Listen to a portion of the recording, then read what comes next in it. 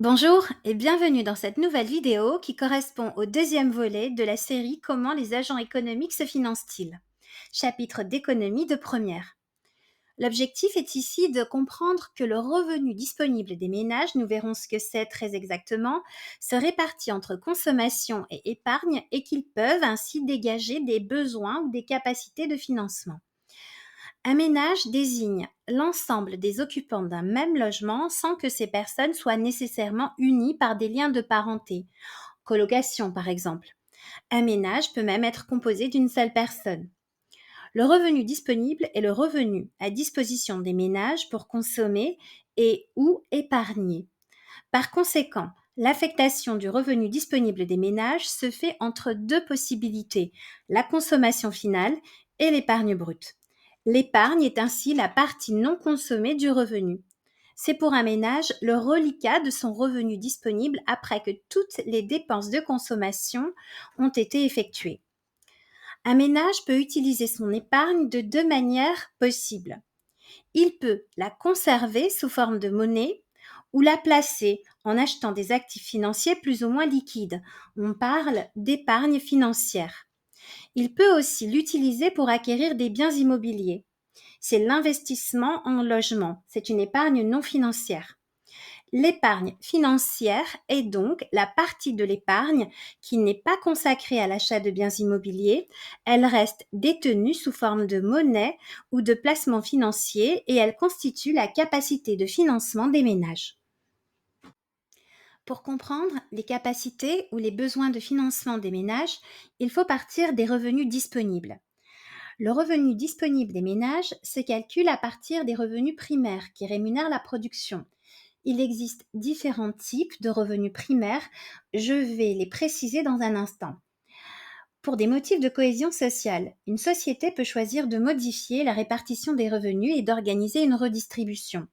Celle-ci commence par retirer aux revenus primaires des impôts directs et des cotisations sociales. On parle de prélèvements obligatoires. Puis, la redistribution organise des transferts sociaux en versant des prestations sociales qui sont des transferts sociaux versés à des individus ou à des familles afin de réduire la charge financière que représente la protection contre différents risques sociaux. Il existe 6 grandes catégories de risques: la vieillesse, ainsi les pensions de retraite, la prise en charge de la dépendance doivent être financées, la santé, prise en charge de frais liés à la maladie, à l'invalidité, aux accidents du travail et aux maladies professionnelles, le risque maternité-famille, des prestations familiales, des prestations maternité, allocations familiales, etc. sont versées aux agents, la perte d'emploi, l'indemnisation du chômage, les difficultés de logement, les aides au logement, la pauvreté et l'exclusion sociale avec le versement de minima sociaux comme le RSA ou le minimum vieillesse, la somme des revenus primaires et des transferts sociaux diminués des prélèvements obligatoires donne le revenu disponible des ménages. Des revenus primaires à l'épargne des ménages, schématisation.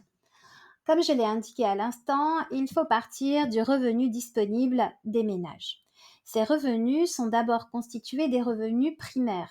Les revenus primaires sont ceux qui sont issus de la participation à la production, notamment les revenus du travail. Dans les revenus du travail, il y a les revenus des travailleurs salariés et des travailleurs indépendants. Habituellement, d'ailleurs, cette première catégorie revenus du travail est scindée en deux, donc les revenus salariés et les revenus qu'on dit mixtes et qui correspondent donc aux indépendants. Il y a également les revenus de la propriété. Imaginons que je possède un appartement et que je loue cet appartement, alors je perçois des loyers. Ces loyers correspondent à des revenus de la propriété.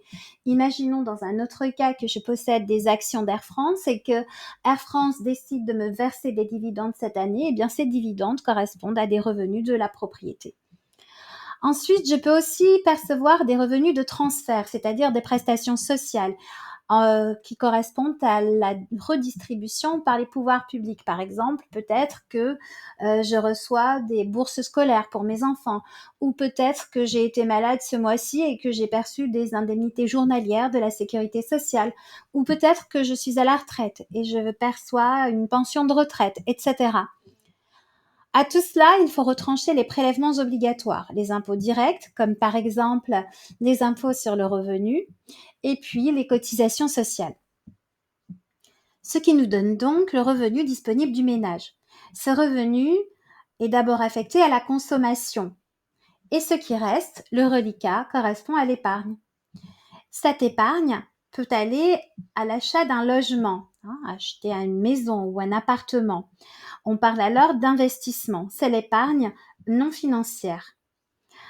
Alors, s'il reste une épargne qui est supérieure à cet investissement, alors le ménage est en capacité de financement. S'il ne reste pas d'épargne parce que l'épargne est inférieure à l'investissement, donc à l'achat de logement, alors le ménage est en besoin de financement.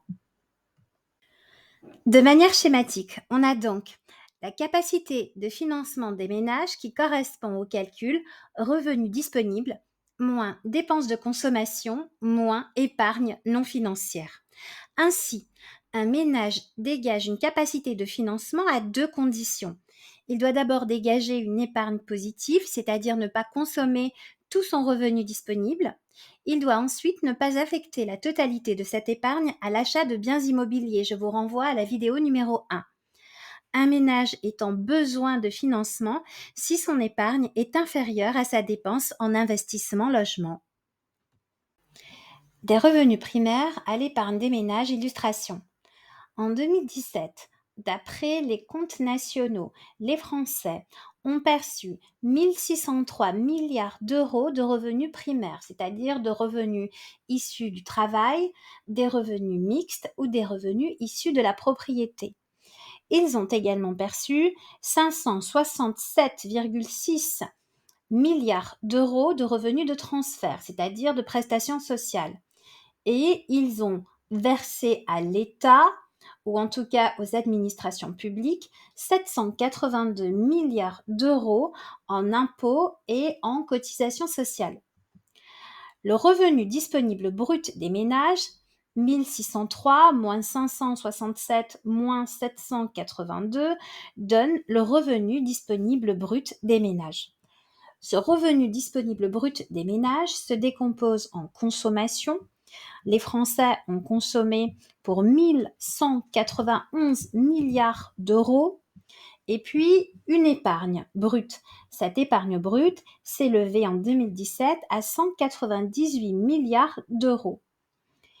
Dans ces 198 milliards d'euros, 130,8 milliards sont allés au financement du logement. C'est la FBCF. Il restait une capacité de financement de 61 milliards d'euros. Pour finir avec la leçon, des comportements d'épargne différents selon l'âge et selon le revenu. Selon l'INSEE, en 2011, les Français épargnaient en moyenne 16,7% de leur revenu disponible brut.